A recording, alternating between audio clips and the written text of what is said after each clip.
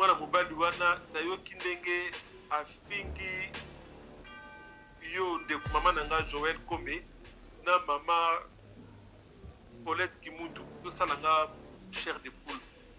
esala nga malili na mokongo moko alobi azali communicateur privé ya chef de l'état soki chef de l'état monani na mosusu azali labi azali la bouche autorisée ya chef de l'état kofinga moko franchement nayoki soni biso papa ya oyo toza na bana basi biso bato tobotama na bamama mpe tobotama na bandeko ya basi nayebi ndenge na koloba yango te vraiment ça m'a perturbé nayebi ke na mpo na bato ya idps kofinga eza culturel mais je ne pouvais pas imaginer ke bana mobali akoki kokóma ntina mpo ya kofinga basi boye na nkombo na bango nazoyoka tellement soni na place na bango nasengi kaka bino pardon epuis nasengi pardon na bamama nyonso tu oyo baza koyoka babiloko wana tout ça ezali babiloko oyo Félix Tshilombo ayeli biso mpo epa na bango kofinga c'est culturel donc c'est comme si bango basedéroge droit ya bango nde bakoki kofinga bato eloko moko te ndeko pero luar alobi na kati oza lokuta est ce que l'air Félix akotaki na kati badilapidaki mbongo ya leta te tomona procès à 100 jours te est ce que tomonaki te esika bami baagent ya DGM baagent ya leta baye bakangaki Gisèle Pela bakataki basoutien makangu ya Félix bamakambo na ye privé aesali bamoyen de leta ya leta tomonaki yango te oyo kuta oye moko aza kobilo bacommunicateur privé ya chef soki ya Félix Tshilombo kofinga epa na ye eza ADN eza na kati ya makila na ye donc bango bafingaka tout ça ezalaka sans conséquence tout eza kosalama na Nairobi bakendaki na Nairobi mpona konégocie te bakendaki na Nairobi mpona kozwa bainjonction bato ya M23 bake mosika balobi bapesa bango moko responsabilité ya police na ya armée ya Nord Kivu na Ituri bango nde bakoma kodirige yango moni alancé alobi ke bazokende na table ronde mpona kotala avenir ya état de siège bamilitaire oyo baza na Kivu lelo en grande partie oyo baosala police depuis na armée oyo baza wana majoritairement ezali baoyo bazalaki brassé ya RCD koma ya CNDP bango balingaka kobima kuna te batikala kaka kuna esikoyo baoyo mpe mosusu oyo lelo baye balobi baoyo wana bazalaka wana biso toza koseretrouve te lelo mpe biso mpe sikoyo tolingi totika minduki tozonga wana balongola baoyo bazali deja kokamba kote wana lelo batinda bango na koye mosusu ya kongo mpo bango mpe bakoma kokamba place nyonso tu wana eza kosalama et ils se permettent kosala yango parce que bayebi ke na congo toza na problème ya leadership epai ya Félix ils vont tout obtenir oyo nyonso bakosenga epai ya Félix bakozwa yango ça fait plusieurs mois ke banotable badepute bazoboyaka likambo ya prolongation ya état de siège bayokelaka bango te na tout ça vraiment c'est du théâtre Félix aza kobanga peuple congolais aza korespecte peuple congolais ata moke te soki biso bacongolais tozalaki mpenza toyebaka tolingaka mboka na biso tozwa makambo ya mboka na biso na maboko dele bato loka bamatata mpono na kati ya mboka wana baza na place baza na likambo matata mpono nayebi te bila na ye eza nini.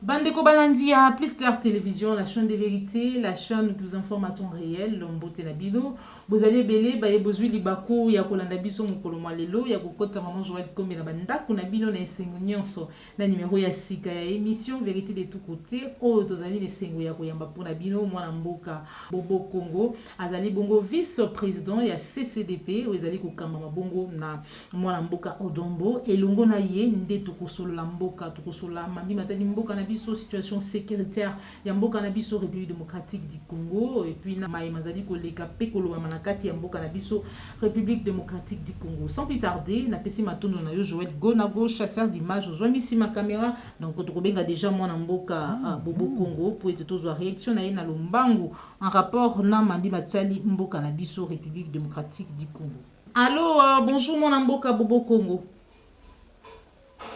Maman Joël Losako na balandi nyonso tu ya Plus Clair Télévision na bayi Congo mani nyonso te sika bazali na pesi bino Losako. Matondo mingi mwana mboka Bobo Congo pour répondre à l'invitation à biso mukolo mwa lelo boni résistance boni CCDP. Maman Joël, avant na répondre na question tuninga olimbisanga na loba eloko moko salinga izo salanga chair de poule. Et salanga malili na Congo. Na uti koyoka ba ndeko moko ba congolais mibale moko azali soki moko lobi azali communicateur privé ya chef de l'état soki chef de l'état monani na mususu azali la bouche autorisée à chef de l'état moko soki nani nayebi te mwana mobali wana nayoki ndenge afingi yo ndeko mama na nga Joël Kombe na mama Paulette Kimutu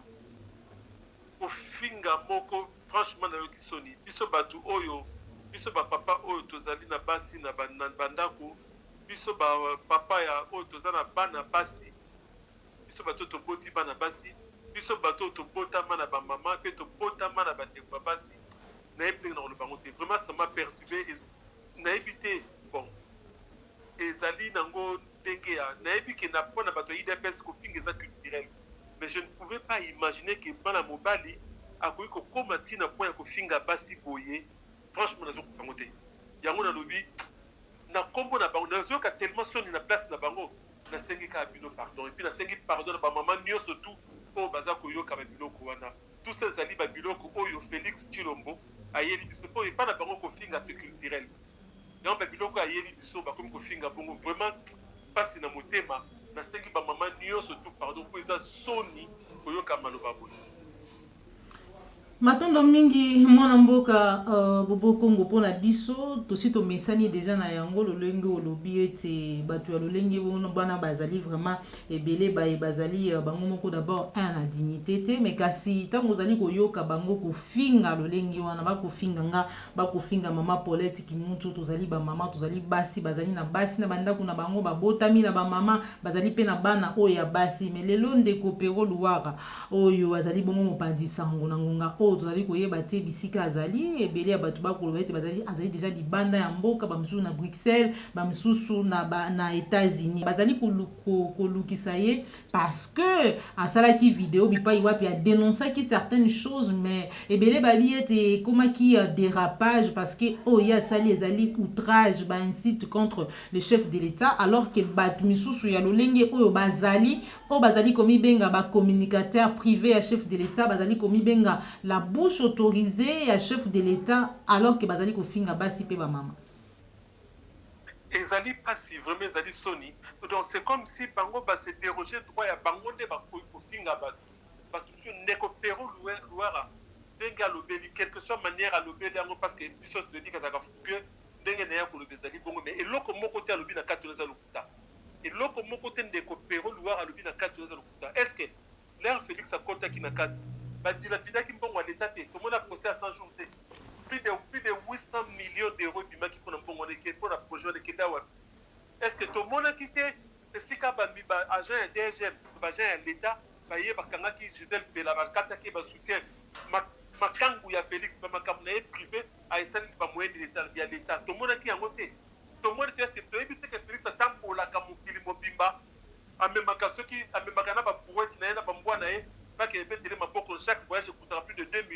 500 000 euros. Est-ce qu'à Kosi, na eloko nini yango opéré loira lobby ezali ya lokuta. Nyonso lobi ezali ya solo,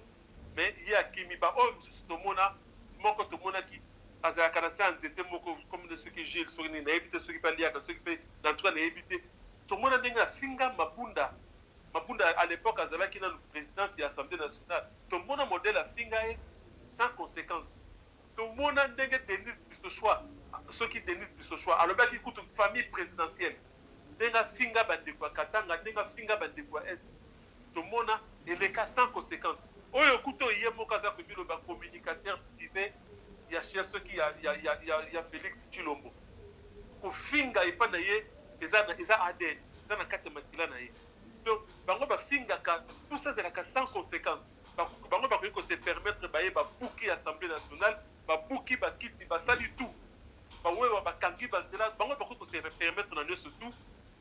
et à 100 conséquences. Mais ce côté soit Kosoli, bango baza pour contrôler la justice. Allez, basali au bakoui kustala wana. Vous avez que Félix Tshilombo azali une calamité pour la nation congolaise. Ce qui Félix a dit qu'il na Congo sous une année de plus, ezali pour plus ba Congolais to pour manabiso na biso. On ne veut pas arriver à point wana. Faut que ça la macasse to bengana Félix to tinde na retraite anticipée. Faut to bengana Félix vous voyez pour kangaye comme ça ba bilulu na ye pas pour tine na soudan ba otakabaki. Mikolo milekaki tomonaki président de la République kokende na Nairobi bipai wapi akendeki kosala négociation to pe ko dialoguer na ba groupe armés oyo ezali koseme terrain na partie est ya République démocratique du Congo ba rebelle mais kasi lelo tozali koyoka ete après état de siège, après négociation, topé dialogue, alobi été esengeli table ronde et salama pour nous décider sur avenir, il y a situation, il y a est, il y a mboka na biso République démocratique du Congo. Réaction na yo mwana mboka boboko. Tant on a moniango na seki kaka. Moi ça ne m'a pas choqué. Amateurisme et Félix ça ne m'a pas choqué. Mais tout le bango na ndenge ya sérieux. Tout est ça pour salama na Nairobi. Bakendaki na Nairobi pour na négocier té. Bakendaki na Nairobi pour na kutoa injonction. Oui bien eloko ba congolais mingi ba yebite. Ba accord au ba signaka à l'époque gouvernement entre guillemets congolais. Pour les alaka représenté à l'époque na Bruno Tshibanda, na François Mwamba. Pour azali le coordinateur na présidence ya Félix Wana. Ba onde ba représenté à l'époque gouvernement congolais ba kende pour négocier na batu ya CNDP ya Kunda Batware. Basignaki ba accord wana le 23 mars 2009. Yango le 23 mars 2009 kendaki bakende ko négocier wapi. Bazalaki déjà na Nairobi. Donc par accord oyo bata M23 ba revendikaka. Ezalaki déjà signé na Nairobi. Donc tout est ça la na Nairobi. Boye monango ke iloko moko ezali ya zaki. Basali ba accord et puis miki aouti kuna bameka ko négocier na ba M23. Le monsieur a yebi asi a pesi bango parole il faut ça la ndenge bali. Mais de l'autre côté azako bangaka pression ya opinion nationale. Siko ezali ke esika bauti ba wana ya ba Rwanda wana M23. Na ba o mususu ba komi ko benga bango kaka ba groupe armé ba lingi pour battre ceux qui baza ba nani. Mais ils sont tous des militaires rwandais ou des agents formés par paramilitaires rwandais. Ils sont tous na ba congolais mouké oyo bazwa ba bindu qui pona ko bundisa batwana mais ils mettent tous ces gens dans les mêmes sacs ba benga ba groupe armé. Ba sengi ke ceux qui ba kota na armée mais ndenge ka basalaka depuis ya RCD Goma ba meka kutinda bango na ba coin mususu ya région te batika la bango no surtout kaka kuna bato M23 ba ke musika balobi ba pesa bango moko responsabilité ya police na ya armée ya Nord Kivu na Ituri bango nde bakoma ko diriger yango et Félix a pesi bango bato Félix ba pesi bango accord de principe. Maintenant comment va ko sala po ba l'établir les pays ba congolais yango moni a lancé à l'objet que bazo que la table ronde pour na kotala avenir il y a état de siège mutaye bisaki biso que état de siège ekotikala dans si le temps que makabu raison to ba sera comme si na noté que komi ba vanda ba sur la avenir il y a état de siège ba ko vanda na banani ba ko vanda na ba gouverneur militaire ya Tchaki déjà kutu pona ba oyo ba yebite ba militaire oyo baza na Kivu lelo en grande partie o ba osala police depuis na armée o baza wana majoritairement ezali ba oyo bazala ki brassé ya RCD Goma ya CNDP bango balinga ko kuna ti batikala ka kuna na este wana bango balinga ko jeter sikoyo tango Félix atie ba gouverneur militaire azupeka ka ancien moko ancien RCD Goma na moko ancien MLC Uganda atie bango kuna donc bazaka ka bango na bango donc généraux congolais lelo oyo to benga bango ba généraux congolais entre guillemets ici à M23 bazali ko diriger ba militaire entre guillemets congolais ici à M23 pour na ko sécuriser pays parti oyo ya pays oyo bango bayaki po babotola tango bazalaki kosalela Kagame tango bazalaki na M23. Je ne sais pas si je me fais comprendre. Et ozomona théâtre wana et sikoyo ba oyo pe mutuso oyo lelo baye balobi ba oyo wana bazalaka wana biso toza ko se retrouver te lelo pe biso pe sikoyo tolingi totika minduki tozonga wana balongola ba oyo bazali déjà kokamba kote wana lelo batinda bango na koye mususu ya Congo po bango pe bakoma kokamba place et nyonso tu wana eza kosalama et ils se permettent kosala yango parce que bayebi ke na Congo toza na problème ya leadership top na problème ya leadership yango baza ko se permettre kosala ba caprice na bango ba demande na bango exagéré ba biloko moko bongo parce que bayebi ke et pas ya Félix ils vont tout obtenir on ne se pas kostenga pas ya Félix ba kozwango ba kosala table ronde na moni ba obenga ba député ya Kivu ya Nord Kivu ya Sud Kivu na Ituri po ba ke no vendre na table ronde na ba notable ya Kivu to ba notable ya Kivu bino mobota la ka regard na ba ko vendre sa bato wana et pourtant ça fait plusieurs mois que ba notable ba député to benga bango bongo ba député on a été comme on benga bango tena benga bango ndenge président odomba ngo benga bango ba déshonorable ya Kivu bazo poya kalika ya prolongation ya état de siège ba yoki na bango tena lelo ba bengi bango ba ya ko vanda po basala avenir ya état de siège tout ça vraiment c'est du théâtre franchement c'est du théâtre Félix Azako banga peuple congolais Azako respecter peuple congolais tamukete tout ce qu'il y a za ko luka ko sala ezali ko sala plaisir na batunaye peut que ça la plaisir na batunaye na pa continuer ba Paul Kagame ba Museveni na ba Uhuru Kenyatta. D'accord. Matondo mingi mona mboka bobo Congo tozali kokoba toujours émission na biso lobi elekani awa tolandaki ancien premier ministre na kombo ya Matata Mponyo ko se prononcer koloba ete akochi ya candidature na ye na maponomi o ezali kuya na 2023 na présidentielle ya ndenge nini profil wana déjà ya Matata Mponyo et puis par rapport pe aussi na ba poursuite judiciaire oyo ezalaki contre ye ka bien même que cour constitutionnelle pe cour de cassation ba lobi ete bazali incompétente pour na kosambisa ye. Maman Joël, avant dans le bana makambu ya Matata Mponyo parce que ça penza important na lina bakisana nous likambu ya est ya sécurité na est wana on a uti komona na mona ki extrême ko ya muke ya Félix Tshilombo la calamité congolaise les pères du tribalisme na Congo dans l'andaki extrême na yemuka vande kaza koloba ke na Congo to gagner Congo a gagné Congo a la chance de commis 7 pays et commis Mounene et commis la 7 pays bakisami to ko tambola partout to ko kende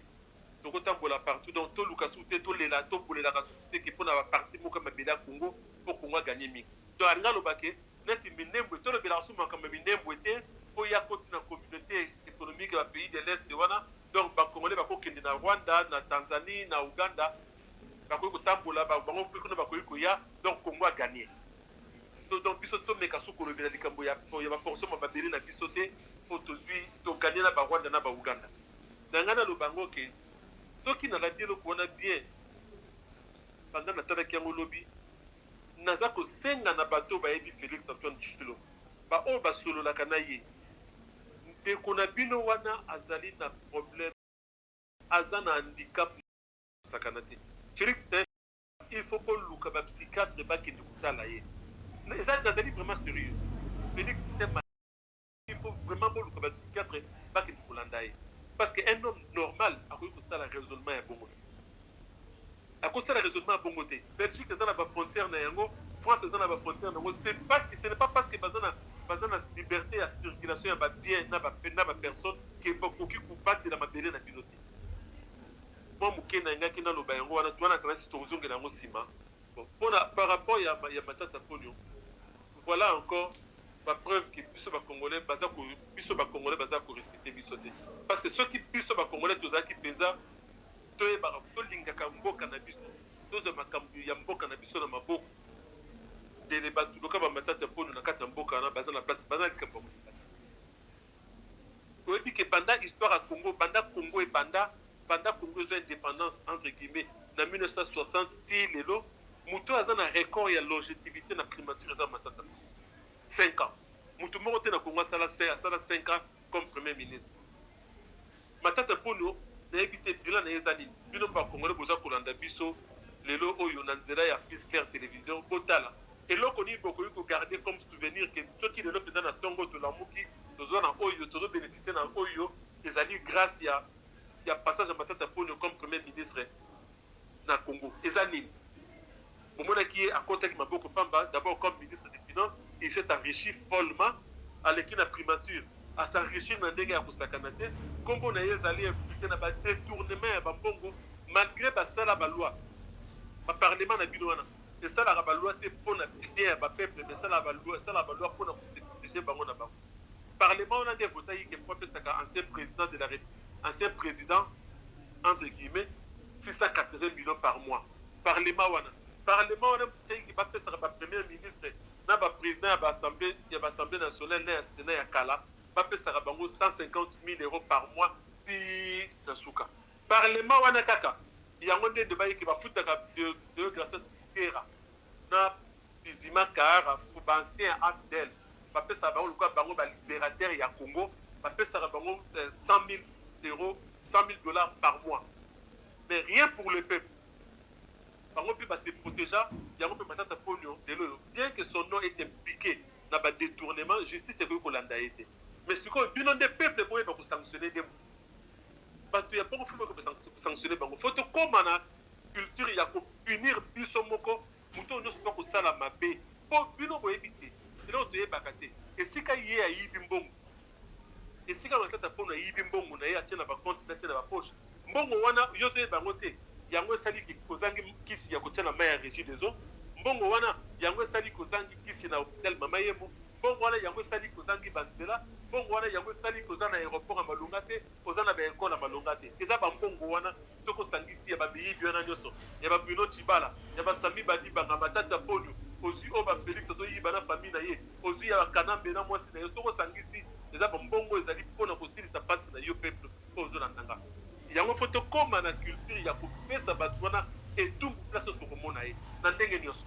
merci matondo mingi mwana mboka bobo Congo table ronde utaki kolekana na Katanga mosusu ezali kosalama bientôt là na partie est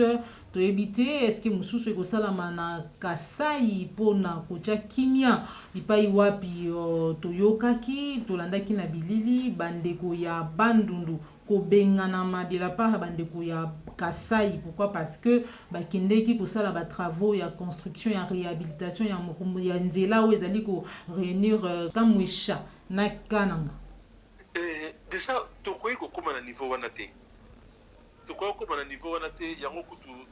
babiloko oyo de kopera lobi bauto asala vraiment théâtre na Katanga kuna ezalaki kaka occasion donc bakomi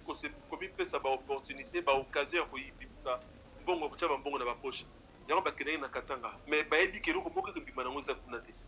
eloko moko esalama kuna te parce que bokoki kosoigne bafete mpo bosoigne te bacause ezali nini pourquoi bato wana bazali kotambola eloko bango sikoyo ekomi bakei kosala baluka ke bandeko wana oyo bazali kokuta na Kasai surtout mingi bajeune batikala na Katanga basimplante wana libela mama nalobaki yango na émission elekaki émission tosalaki ya suka et c'est vraiment un plan bien tracé yango wana nazali kosenga nazosepela nazosenga na bandeko bacongolais tokwea na bapiège oyo wana te babiloko oyo toza komonaka bamote ya bapropos ya baprovocation ya caractère tribal tout ça ezali bien entretenu ezali bien orchestré tosala piège tosala attention tokwea na piège wana te ndenge yango mpe omoni nazofélicité bandeko baressortissant ya Bandundu ndenge nini bamei kosala preuve ya sagesse likambo oyo baprovocation bakutani nango na Katanga bazwi yango vraiment avec le recul eke bameki te bameka kokweya kokota na kati ya babuzoba kosala basauvagerie lokola groupe ya bato bazali lelo koentouré Félix en tout cas tosala attention makasi mais omoni baoyo nyonso babimaki bagangaki bakoma balettre basala baplainte oyo contre mama Dominique nini tozoyoka bango te esika bazobengana bato Bandundu na nini mais lobi kuna soki toyoki mutu moko akosoli bango batelemi tala ndenge batelemi na likambo ya Pero Luara eza soni toza na posa to vivre biso no surtout ensemble ndenge to mesana ko vivre na kati ya Congo banda tangu mboka na biso ki indépendance et puis banda tangu papa Mobutu tika biso na unité nationale. Voilà. Merci. Toujours en rapport à la situation Oyo, 750 policiers bah, se déplacent qui est armé, hein, bah, se déplacent qui kouta Kasai pour na kokene na Katanga, n'est-ce pas? Insécurité peut-être pour na bandeko, il y a Kasai Katanga par rapport à déplacement. Hein? Et eloko moko e bombami na sima wana na yebite. Soki balobi omoni sikoyo, omoni esika biso toza kolobaka, tolobike kende ya bandeko ya Kasai na Katanga ezali vraiment exécution d'un plan bien orchestré. Et kaka na kati ya plan wana batindi pe na ba militaire na ba policier parce que les militaires na ba policier ba se déplacer ka bongo ngulu te. Et puis bakoki kobima clandestine mate mais babimi bongo plus de 760 bien armés ba changer babimi d'une province à une autre sans qu'il pas d'autorisation officielle. Et loko moko za ko bomba na sima wana. Et loko plan moko baza ko bongisa na sima bokoye bango lobby pour mona ntango ko salamaka. Ezali hasard ba policier wana ba kiminzala te. Policier wana kiminzala te. Poso yi policier ko kimanzala. De ba ope bazali pe na kisha sa banda kala ndesi ba kenda ko pe ba carré minier na bango ndenge famille Tshisekedi nyonso bazo sala. Ba kiminzala te. Vraiment il y a un plan contre les Katanga, il y a un plan contre les Congo. Oyo ko salama na nzela ya Kasai. Ezali penda plan ezali ko salama baza ko encourager ba jeune ba bima Kasai. Ezali vraiment exécution d'un plan bien élaboré. Tokoye bango ka dans l'avenir. Voilà. Merci beaucoup mwana mboka Bobo Congo. Tokomi na suka ya émission na biso mukongo lelo message na yo na ba nyonso bazwaki libaku ya kolanda yo na nzela ya Plus Clair Télévision. Maman message na ngezali ke nanda pesa merci. Merci na bandeko ne surtout ba landaki ba se déplacer ki na mbela ya CCDP pour na koya ko commémorer une année ya disparition ya papa Honoré Ngwanda. Merci mingi na bao bazalaki na biso pembeni pe na musika vraiment to pesi bango merci et particulièrement merci na kulutu pe ndeko na ngai bokulaka ekula Mboyo Mohamed Mboyo na pesi mbote mingi esika azali et merci mingi yango bomoni ndenge tozalaka na tangu ya papa Honoré Ngwanda azalaki kofinga moto te azalaki koya koloba kaka makambo mpona mboka na biso mais ezalaki na bato mosusu mpona mosala bazalaki kotinda bango soki kaka papa Honoré Ngwanda asali video soki kaka papa Honoré Ngwanda alobi bango babimi baye bafingi ye bapesi ye kombo mambri koko balobi soki nyonso tu bazwi kamera bake koluka ye na kati ya mai na kati ya ebale na Suisse Ngwanda aza na sa mai Ngwanda aza wapi kofingafinga papa Honoré Ngwanda ntango nyonso tu mais asalaki bango eloko te ntango papa Honoré Ngwanda akufi tomoni bango baye kolela lelo bakomi chaque fois bazosala ba vidéo papa Honoré Ngwanda komi référence na bango mais comme nature ezalaka na horreur ya vide papa Honoré Ngwanda kei lelo sikoyo moto na bango bamoni ya kofinga ezali lelo odombo na CCDP batu bola tolanda na bamakeyela wenze wana te to se concentrer na itumba ya mboka na biso mboka ezali vraiment courir danger ba théâtre oyo tozali kosala awa mpona kosala ba vue na ba YouTube oyo bamisusu ekomi moyen na bango ya kovivre ezali babiloko vraiment ya kolanda te to se concentrer na mosala. Merci mingi. Merci beaucoup mwana mboka Bobo Congo mpona kopesa biso ngonga ya kosolola na yo mokolo mwa lelo. Merci mama Joël mbote mingi na bayi Congo matondo na bakongomani nyonso bayebozwaki libaku ya kolanda mpe kokota biso na bandako na bino mokolo mwa lelo matondo na baye nyonso bozali kosoutenir Plus Clair Télévision de près ou de loin tozali kokoba se kokoba na mosala ya kopesa bino basango ya temps réel ngai maman Joël comme mafinga ikozongisa ngai nsima te boyoki maloba ya mwana mboka ya Bobo Congo bavideo ezali kotambola bipai wapi bandeko bakongole mibale bazwi likanisi initiative ya malamu mingi ya kolakisa biso éducation na bango ya kolakisa biso oyo bango bazali ya kofinga biso baye tozali bamama biso baye tozali kosala mosala na biso rien ke ya koinformer bino mais aussi en tant que congolaise ou congolais motu nyonso azali libre ya komettre point de vue na ye sur sûr Maïmatali Mboka na biso République démocratique du Congo na yambaki mama Paulette Kimutu attend que mwana mboka pesa ki makanisi na ye apesa ki mayele na ye en rapport na ba question ya mboka na biso lolenge ezalaki makanisi na ye alors soki yo po moni ke note makanisi na yo ezali bongo ya kufinga ba insanité et beaucoup d'autres choses oyo boyebi ete nous arrive des fois to balancer ka ba vidéo ya makambo ezali kolekana mais oyo wana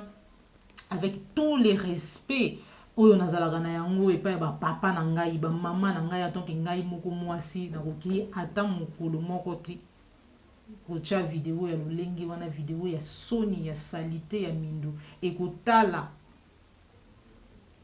bato bamibengi ba papa des responsables bazana basi na bandako bazali na bana bazali na baleki bazali na ba mama na mituna kaka soki bato oyo tango bafingaka tango bazali kofinga est-ce que seulement bazwaka un certain moment courage ya komitala bango moko na miroir et puis kotala mayibi maka na minoko na bango bazwaka courage ya kotala basi na bango ya kotala baleki na bango ya kotala bana na bango ya kotala ba mama oyo ya bango bazali basi lokola biso oyo bango ba kofinga ka tongo midi pourquoi